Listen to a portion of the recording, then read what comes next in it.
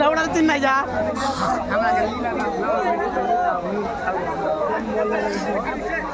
এরকম খবর, আমরা যে এখানে চেন্নাই যাচ্ছিলাম এরকম দুর্ঘটনা হয়ে গেছে, আগুন লেগেছে একটা জেনারেল বগিতে। দেখতে পাচ্ছেন লোক, কতটা লোক আছে। গুয়াহাটি থেকে ডাইরেক্ট ট্রেনটা আসছে, দেখলেন চারিদিকে লোক কতটা আছে।